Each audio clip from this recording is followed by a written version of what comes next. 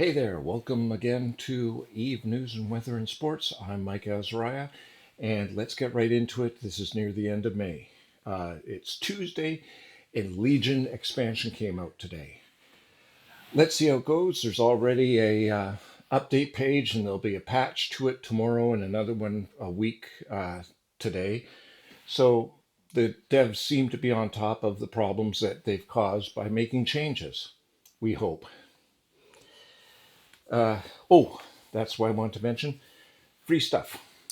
Now, I went on this morning and claimed 10 Plex, which was nice. And then there was a deal where you can spend 10 Plex and get 7 days Omega, which is really nice if you're coming back or you want to train some skills that actually bleed through from Omega to Alpha, one of which is Infomorph physiology, another one is biology, which extends the length of your boosters, that sort of thing. So it's a good idea to pick this up. But there's also a daily awards happening, and some people, wiser than me, have advised that perhaps you want to hold off on picking up that 7 days for 10 Plex until about June 3rd. Log in every day and get the alpha line of awards.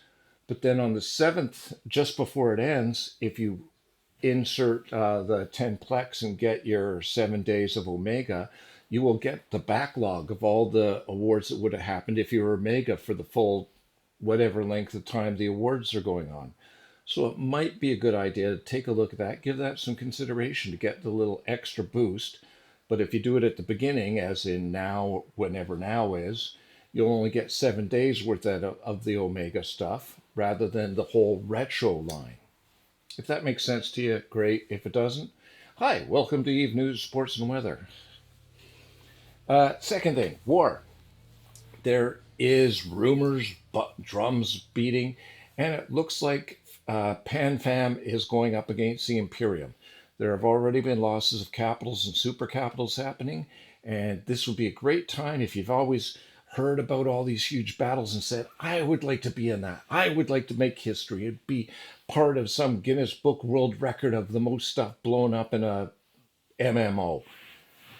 This would be the good time to get on the ground floor. You're not going to get an invite to the big battle unless you're already known to the fleets. Now, both PanFam and Goonswarm have infiltrated each other to the nth degree with spies. They know what each other are doing, except for the really secret stuff. But you can apply and start the application process. I'm fairly sure the war will not be over this week. If this is what rattles your chains or floats your boat, then I'd get on that right away if I were you. In addition to that, there's a really handy Reddit post, and I will put the link down below, done by the Prince's New Groove. And he is, or she, I have no idea, they are, it's one time when I can use that and not worry about pronouns. They are keeping track of the losses each week. So they are watching for losses that look like they're part of battles. Handy thing to see. In connection with that and with the idea of the big battles is tie-dye. Now, for those of you who don't know, tie-dye is the server slowing down commands so it can get to everybody in a large system when you have 1,000, 2,000 players trying to crowd in and shoot each other. It happens. And no matter how robust CCP makes a system, we always try to put one more in, or 5 more in, or 50 more in, because n+1 is a thing in Eve. Because of that, it used to be that if you owned the grid and somebody else warped in, they'd be looking at a black screen while you're shooting the crap out of them, and you'd lose your ship without ever seeing the enemy. They'd see you, you wouldn't see them. So tie-dye was instituted, and it will happen. So when you get in one of those really big battles, things will go slowly, to be fair to everybody.